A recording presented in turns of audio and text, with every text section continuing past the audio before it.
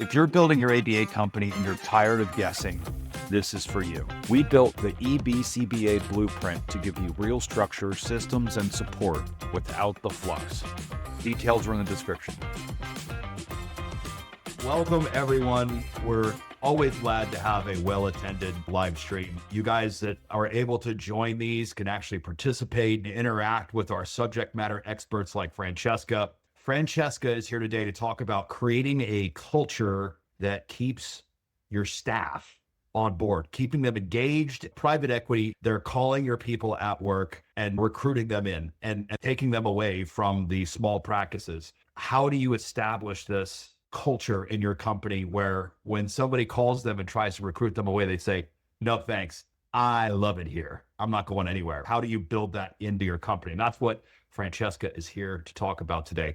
High turnover can kill a business. It'll disrupt your client care. It'll take money right out of your bottom line. And we all know that that's one of the most important things with fueling our mission. We need to make sure that we're protecting our bottom line and that we still have fuel for the fire so we can continue to change the world for the better. We have a lot of BCBAs who move in and zoom in on specific subject matters and become experts in these areas. She is the CEO of Limitless ABA.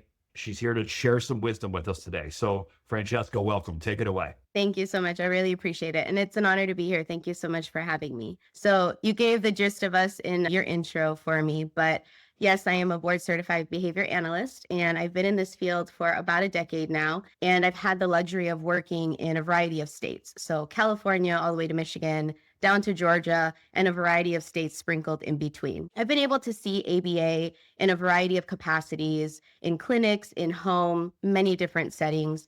And that really contributes to what I have to offer for all of you today in conjunction with podcasts and leadership tools and books and things like that. To segue into this, I want to share a story from my experiences here in Georgia. So about 4 years ago, I left a pretty solid position as an RBT trainer and a student analyst, and I followed some of my colleagues to a company that was falling apart, pretty literally. Their clinic had holes in the walls, ceiling tiles were missing. It was an absolute mess. But they sold us this idea, this dream, this mission, and these values that they had. They told us that they had this vision for their company and that they really needed the right people behind them to make that happen. And so myself and about 4 others left our jobs, a variety of backgrounds, and we joined their team. And we were in their clinic for anywhere from 8 to 12 hours a day. We were on our hands and knees cleaning, we were painting, we were ripping up carpet, reorganizing, restructuring, creating trainings and policies and procedures. And we were so passionate because we were excited that this was an ABA company that recognized they weren't doing the right thing and they wanted to get back on track. It was pretty quick, I would say within the first 2 months, that we realized their vision and their mission that they sold to us did not align with what was going on every single day. We were bringing our concerns to them. We were raising awareness to very problematic and unethical situations, and it was all getting brushed under the rug. They didn't want to deal with any of this. So at some point, my colleague, who is now my business partner, she became pregnant and she went on maternity leave, and they actually fired her while she was on maternity leave. A lot of the clinicians were being verbally and emotionally abused by the owner, and they couldn't leave because their family required them to be in that position for financial stability. We had another colleague who was not getting paid on time because their billing wasn't in place. They weren't outsourcing billing. They were trying to do it internally. They were ending up in audits. They couldn't manage their money appropriately. She was the mother of 4 kids, and she lost her home. And her story actually ended a lot worse, but that's not my story to tell. I share all of this with you guys because culture really resonates in a very deep level for all of our staff and all of our employees. It's not a slogan that's on a wall. It's really how leadership shows up when things get hard. So it's how people are treated when nobody's watching. How are you performing as a CEO? How are you performing as a leader? And I promise you that if it's broken, it doesn't matter how phenomenal your business model is, because a toxic culture will quietly erode trust with your employees. It will drive out quality talent, and eventually it will collapse everything that you're trying to build. So with this, I want us to get started and take a look at what is culture. So culture is the shared beliefs, values, and behaviors that shape how we think, how we interact, and how we work with other people. It's really this invisible force and driver that influences every single decision that we're going to make and every interaction that we're going to have, whether it's with clients, their families, other staff members, if we're marketing, maybe pediatricians or diagnosticians. It's going to define who we are and how we operate. And you might say, okay, is it really that important? Does it really matter if we have culture or not? And it absolutely does, because it's going to guide behavior when nobody's watching. It's going to create emotional safety and belonging for your staff. And I'm going to dive into that a little deeper. And it also is going to directly impact your ability to retain quality clinicians. Now, if you say, oh my gosh, we don't have culture, we never established it, we really failed, that's okay. Failure is not the opposite of success. It is absolutely part of success. So if you're here, you're already taking that step forward to rectifying whatever may be going wrong in your system as it exists currently. So now I want to talk to you guys about purpose and vision. So your purpose, your mission, your vision, and your values, that is the driving force in your company. Whether you're an ABA or any other profession, you need to be very clear on where you stand when it comes to your mission. This is literally why you exist. Why did you create this company? Why are you here? Your vision needs to determine where you are going. Are you going to be a one-stop shop? Are you going to be one clinic? Are you going to be 50 clinics? Do you want to go nationwide, international? These are things that you as a business owner need to hone in on at the onset of creation for your company. And again, if you didn't, that's fine, but you need to revisit these ideas because they are going to be the drivers of every single thing that you do and every decision that you make. This is literally the backbone of your company. Now, the mission and the vision, they're going to shape who you hire, how everybody works, how they grow. I don't know if you guys have ever heard of Simon Sinek, but he gives this really phenomenal TED Talk. It's about 20 minutes on your why. So he talks about how important it is to understand what you're doing and why you're doing and where it comes from. He talks and touches on a variety of different people and household names like Apple, right? Everybody knows Apple, and it's the way in which they present their products that really sells them and creates them as staples in our home. He talks about the Wright brothers, who were so passionate and innovative, and their mission was just to be successful, but they didn't care if they were famous. They didn't care if anybody was there at first launch. They just knew what they needed to do, and they showed up to do it every single day. He talks about Martin Luther King, someone so passionate and driven in his values and his belief system that he was able to rally hundreds and thousands of people to support him and stand behind him on his mission. He didn't have Facebook events. He didn't have teams. He couldn't send out mass messages to say, hey, join me at this time. But the way in which he presented everything he believed in resonated so deeply with so many people that they figured out a way to be there and to support a cause. And it wasn't just his cause. It was their cause too internally. Now, as ABA owners or ABA providers, we can bring in an interviewee, right? And we can bring in a family that is looking for services. And it's very easy to get lost in our day-to-day activities and just want to go through the motions of hiring or bringing in intake. So you might say, look at our clinic. It's beautiful. It's brand new. We have all of these resources. We have some really great staff. You should come and you should bring your child here, or you should work here. But how different would it sound if I was sitting in front of you and interviewing you, or if I was sitting in front of you and I wanted you to become one of our clients, and I said, we are so passionate about every single thing that we do. We are driven to disrupt this industry and to restore dignity to the field of ABA.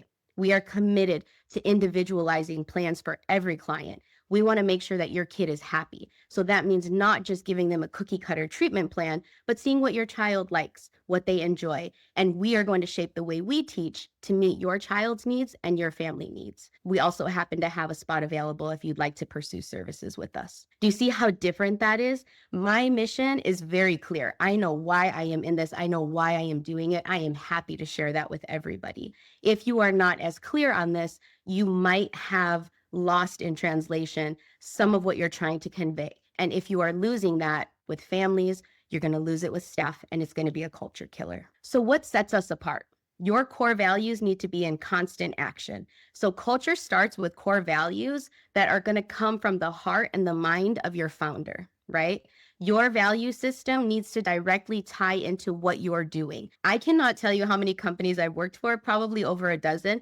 I don't know what their values were. I don't know what their mission statements were. It wasn't something that was posted. I'm sure I read it in passing somewhere, but it wasn't what dictated every single move and decision that they made. And as a result, that always trickled down into staff retention and staff morale. So again, every decision that you make, whether it's hiring, firing, marketing, budget changes, those all need to be in alignment with your core values. At Limitless, we have a core value that is represented by the acronym OATH. And the OATH stands for the promise that we make to every client, family, and community that we choose to serve. So the O, in short, is observing with compassion, dignity, and respect. Our A is acting with integrity.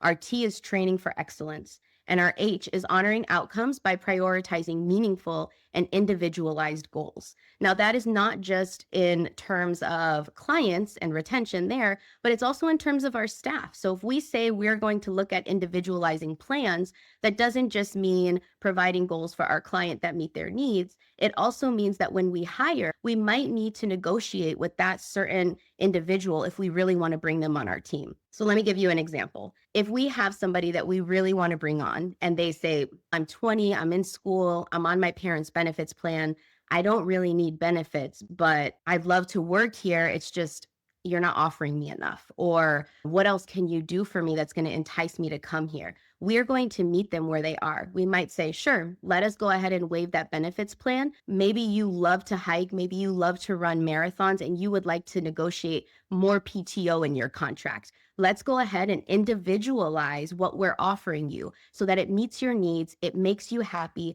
It allows you to want to stay here and feel safe in this space and love what you do, because now we are coming to a mutual understanding and agreement, and we are serving each other and we're serving a bigger cause. Be creative. Think outside the box. You don't have to give the same plan to every single individual. Have real life conversations with the staff that you're hiring, because if you don't know them, then you're probably going to hire somebody that isn't a cultural fit. And be a leader by example. So if you say you're going to support a work-life balance, then your policies and your leadership need to reflect a work-life balance. Do not be the boss that is emailing their staff at 11 p.m. at night and expecting a response. Do not be the company that changes schedules in the morning at the last minute and you leave staff hanging. That is a culture killer. Make sure that you are supporting and standing behind your mission and your vision and your values. That needs to be seen through and through in every decision that you make. Now, culture is not a luxury. Culture is literally your company's DNA.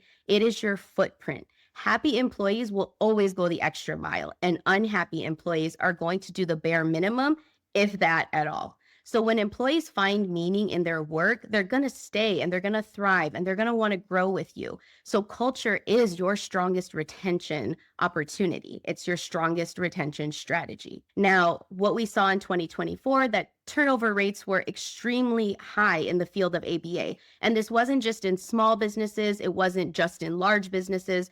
It was across everybody involved. So what we saw was that experience with turnover rates were ranging from 77.4% to 103.3%. That is an insane and staggering amount of turnover. If you're looking at a small company that's, let's say, 25 employees, then by the end of that year, they were turning over 19 employees. We know that this is so detrimental to client care and the quality of care that we can provide. We know it's detrimental to parent health when they have to tell their story over and over again. It's exhausting to them and it can drain them, and it can be really discouraging in terms of wanting to stick with ABA and wanting to go through these motions over and over again. So you guys might say, what can we do about that? We need staff. We have to hire people. My suggestion to you is to hire for a cultural fit. I can have values that are very different than the values you have, right? Maybe we're born in different styles of families, different ethnicities, different neighborhoods, different communities. All of these things are going to impact the values that we cherish and that we live by every single day. People do not adopt values. People live their values. This is intrinsic to who they are and how they operate. So you need to ensure that you are not just hiring for alignment. You need to ensure that you are not just hiring for skills, but that you're hiring for alignment. So when you have that interview process, ask them, what are your values? And make sure they align with the values that you have laid out and set forth in your company. Now, Joe Rogan has a podcast where he touches on this and he says, how do we really build a more inclusive society? Because traditional societies were based on that mutual trade and exchange, right? So maybe Josh had wheat and I had fish, and we would trade, and we were meaningful in each other's lives because we really needed each other to survive. As society has evolved, people are losing that sense of need and that sense of a meaningful contribution. So when people lack a role or a contribution of some sort, they simply seek ways to fill their time. You don't want to hire an individual who is just looking to fill their time, not in this field. Perhaps that's fine for some other fields where people are going to go through the motions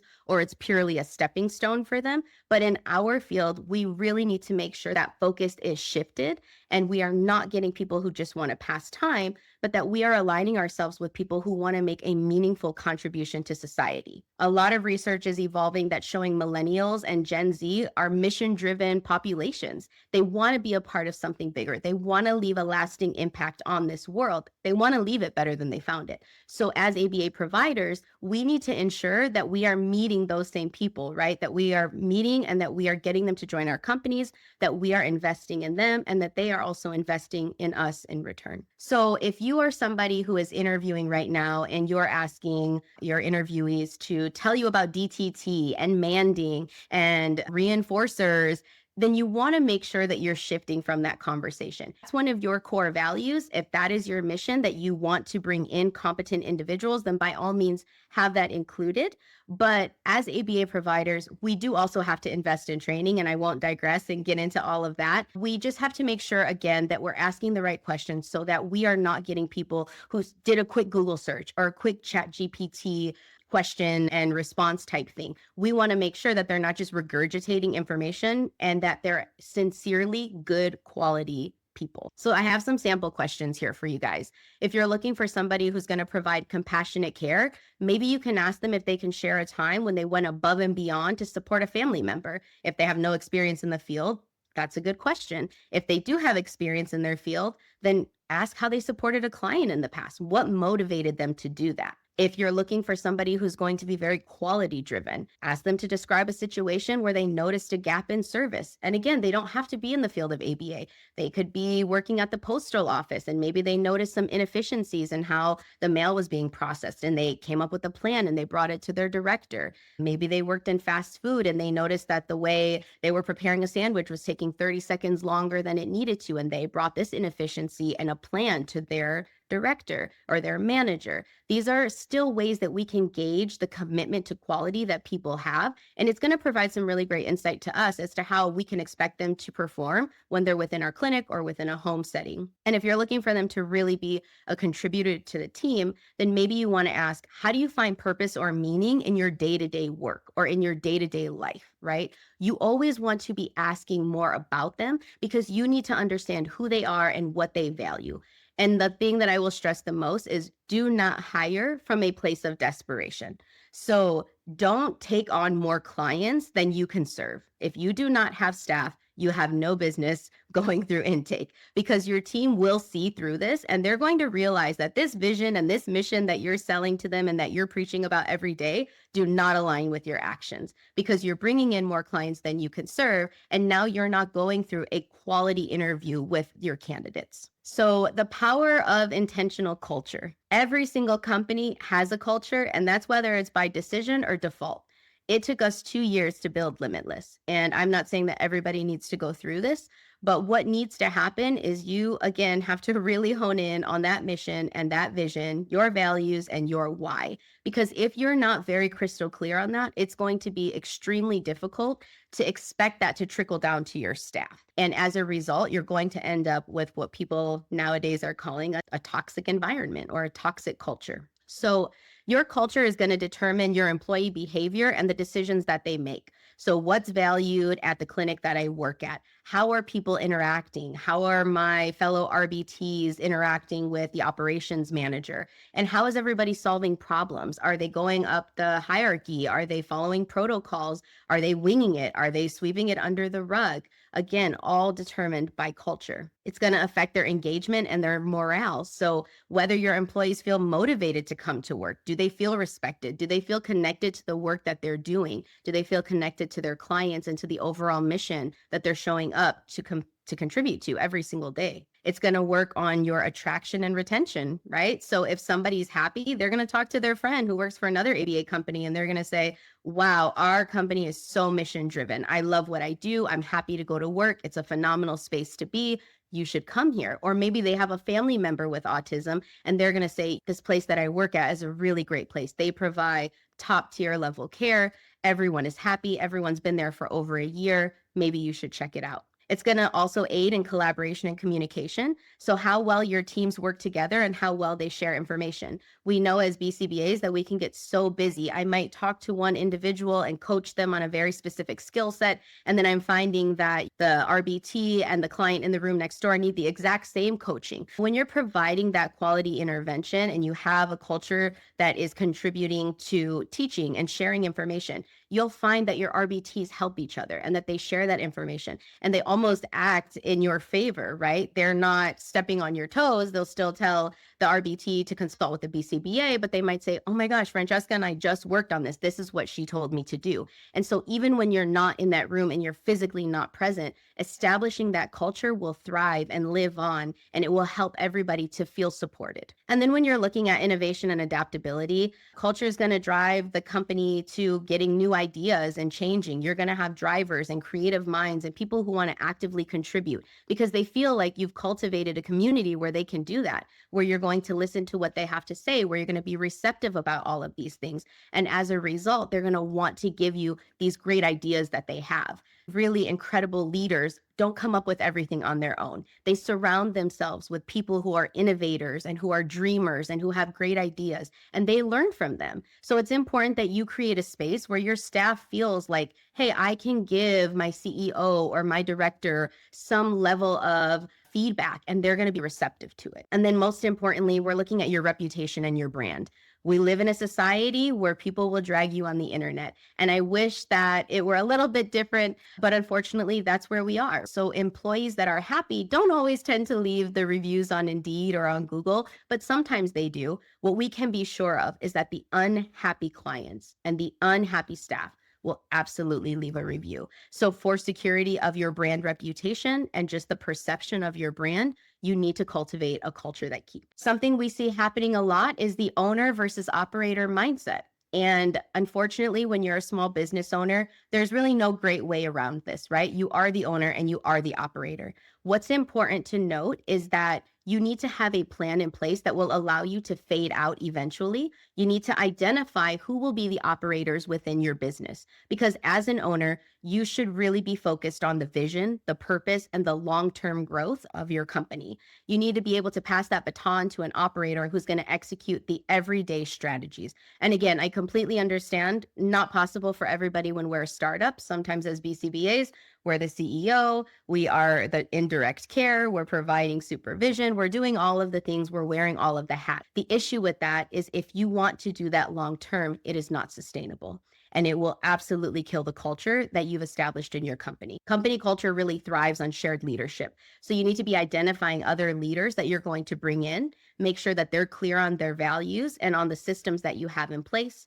And again, it's just not sustainable for one person to do. What it can lead to is a variety of problems, and I've listed 6 of those here. Number 1 would be bottleneck decision making. So all cultural or strategic decisions funnel through one person, and that's going to slow down the progress and basically lead to inconsistent messaging or misprioritizing. So if you're the CEO and you're in direct care and you have to make sure that you're the one confirming budget and you're the one processing billing and you're the one who's going to approve or not approve something, it's just going to get lost in translation. Culture is going to become personality dependent. So that means if you're in a bad mood, the culture is not going to be thriving that day, right?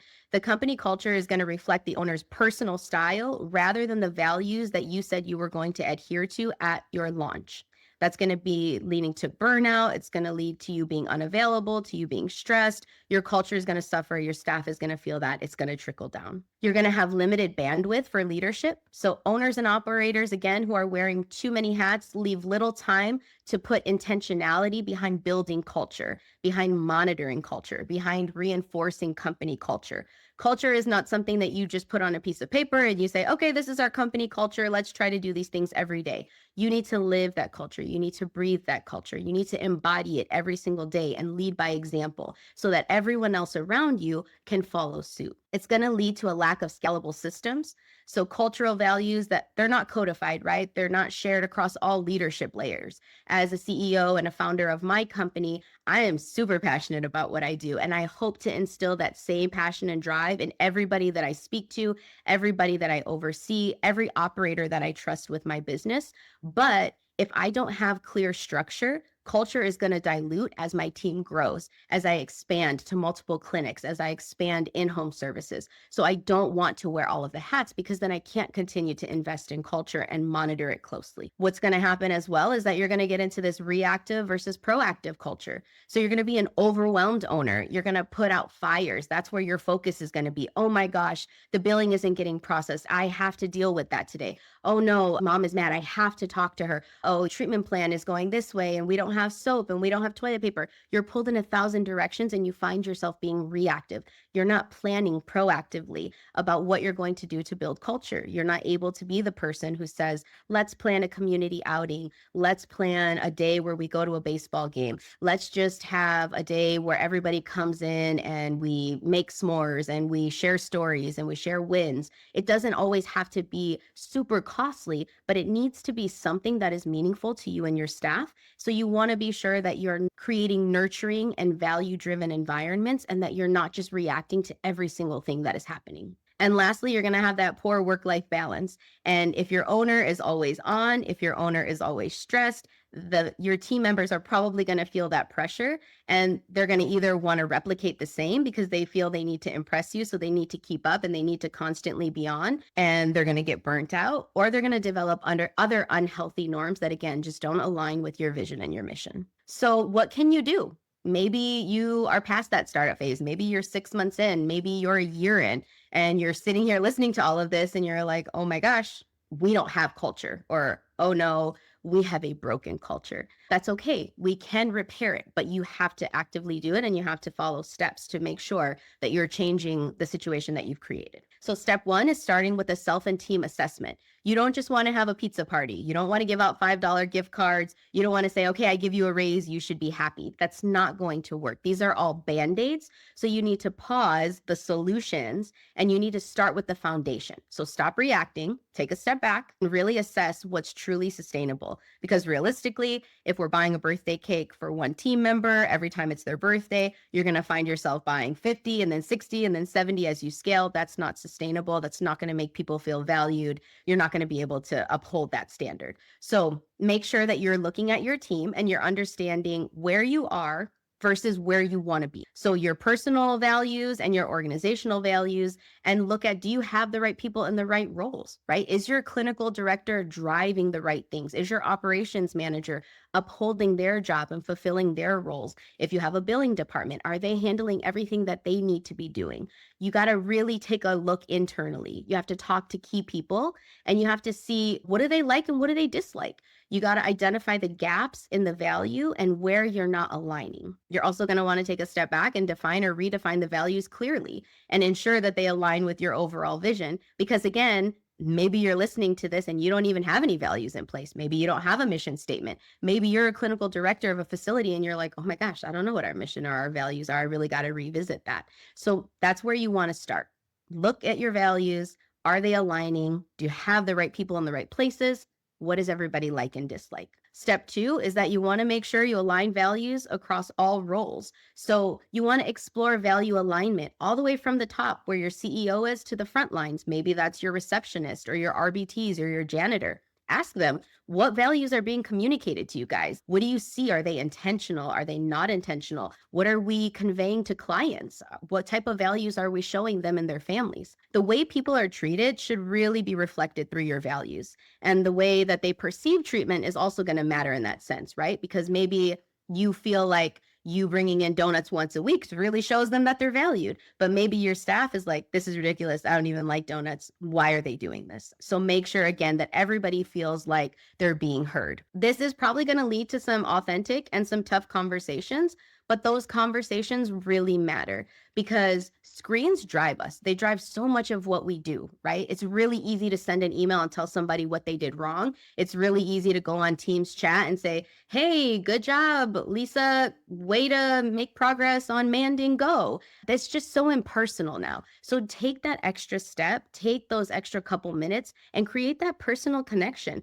Go and have this conversation face to face. Show them that their opinion matters and that you're going to make time to invest in them because you are invested in the company. Your leadership has to evaluate and guide each team member based on these values. So you want to make sure that you're moving them into the right seat or moving them out of your company.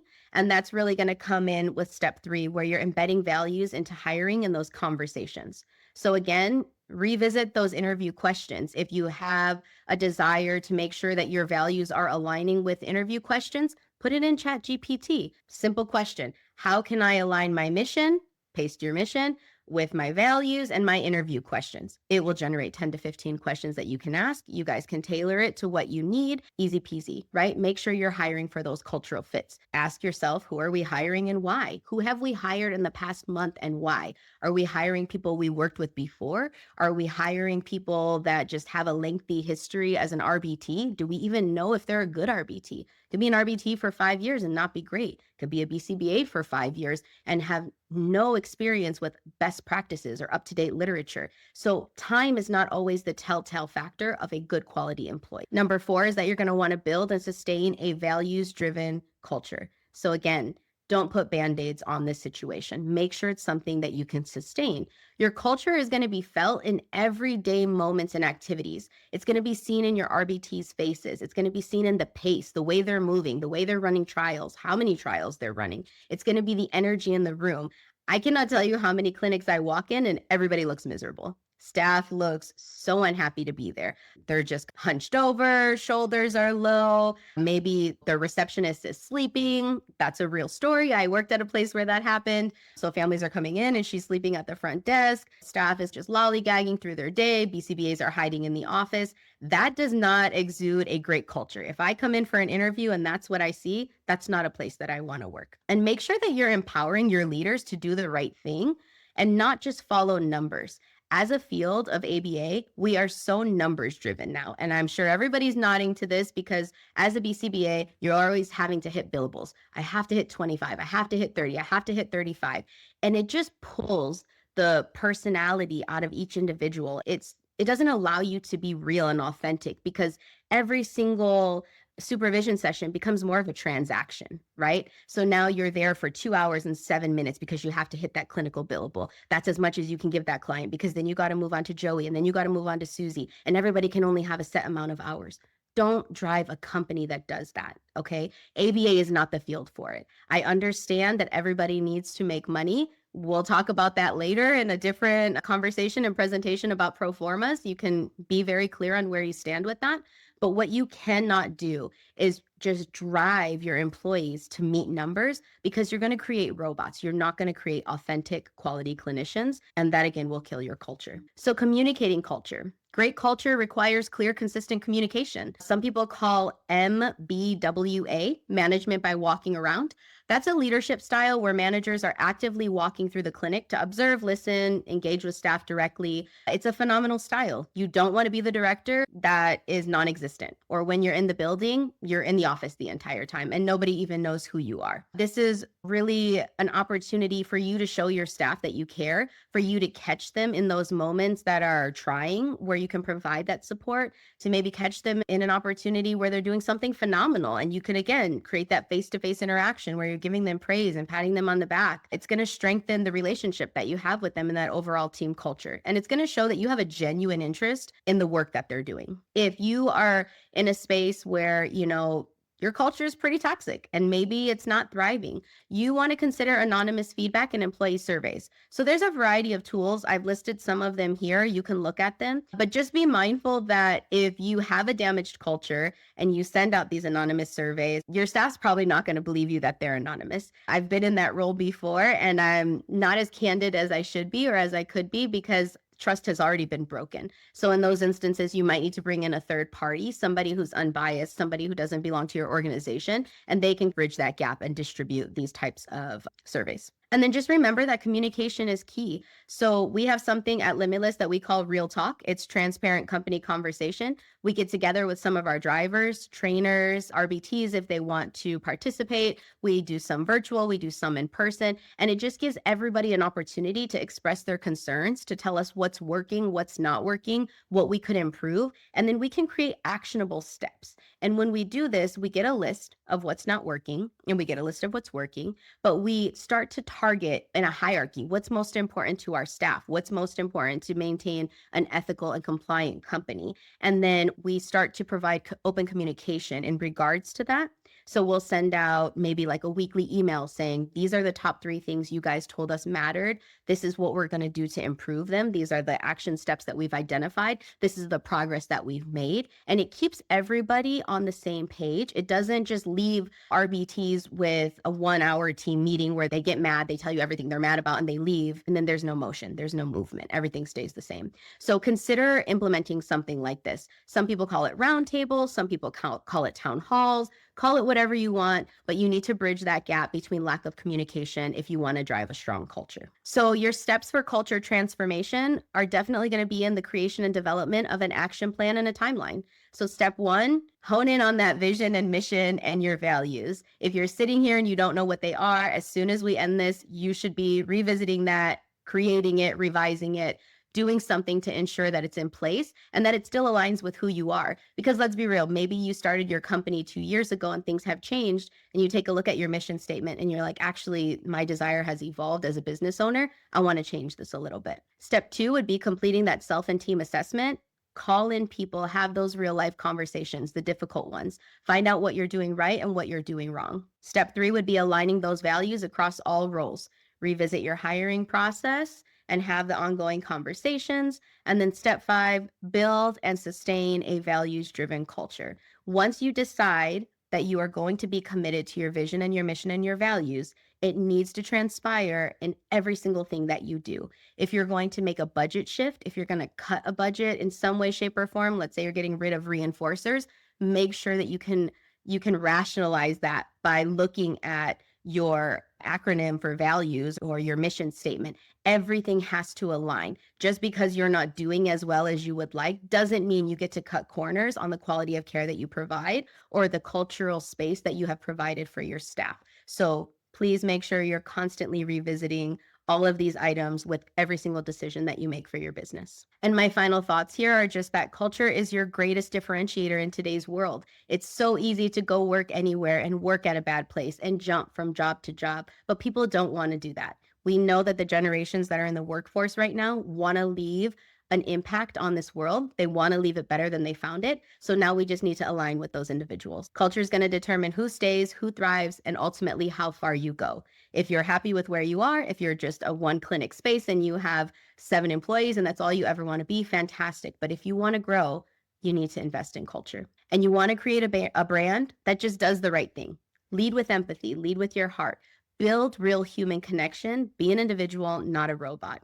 Because when you get culture, everything else will naturally follow. Thanks so much, you guys. Francesca, I have to push back a little bit with this whole thing. You shared someone else's TED Talk, and you really need to have your own TED Talk. Like, that was so good. Thank you so all much. right, one thing that I'm always pushing where a culture, this whole development of your culture starts at the beginning. And I love that you started with mission. And that's also where it's the basic business principle of building your company from that one focus. And that's where we start the whole EBCBA Odyssey too, with our foundation starts with mission. Yes. And building from there, we start to divide it out and break the company down to these different areas. But one of my questions for you is, you also mentioned structure, which is our next step after we've established our foundation. But I see a lot of companies, even Fortune 500 companies, that are taking culture and they're breaking it out into one of their functional areas. They have a chief culture officer, and they feel like that's something that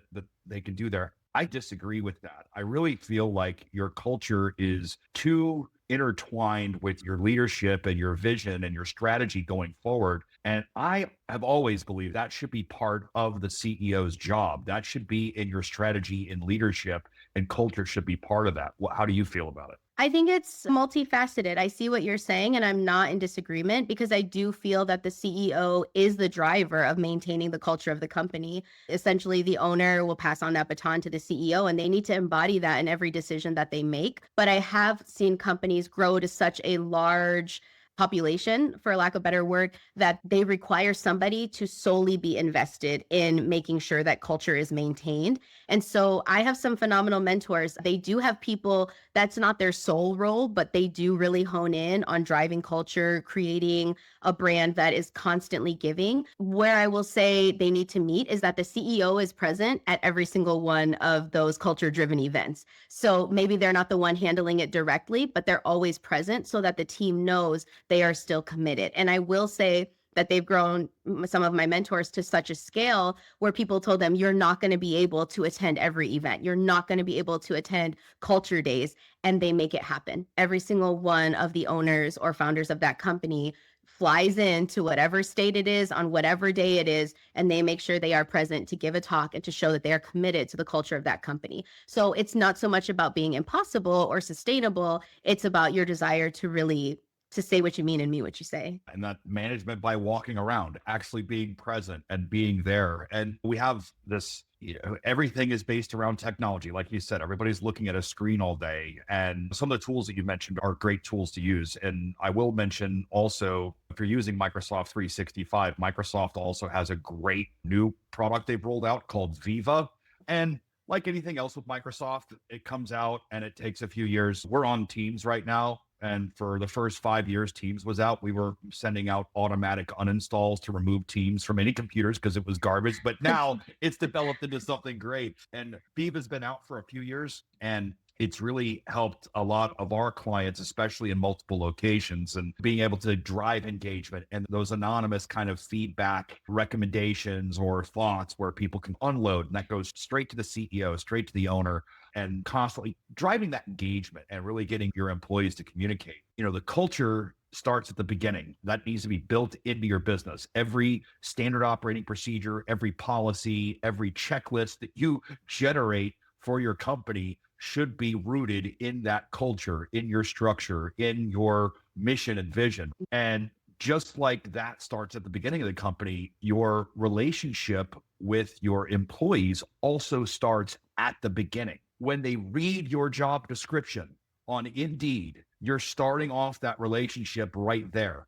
When they go and they look you up online and they're looking at your website, whatever, that's building on that same relationship. So everything needs to be as closely aligned as possible. And you need to understand the language that person speaks so that you know how to talk to them, because not everything works the same way. And I always joke, like the pizza parties, right? Like the pizza parties and the picnics with the boss, that's great.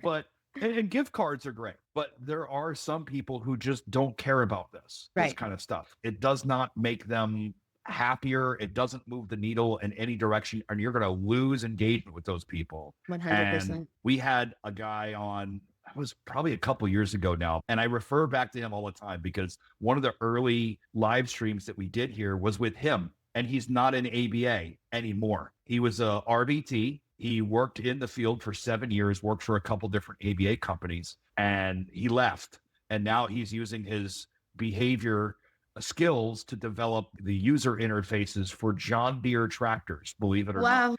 But he left the ABA field. But the reason I brought him in was because, like, listen, you got burned out and you left. Come tell us why. Come explain these concepts, right?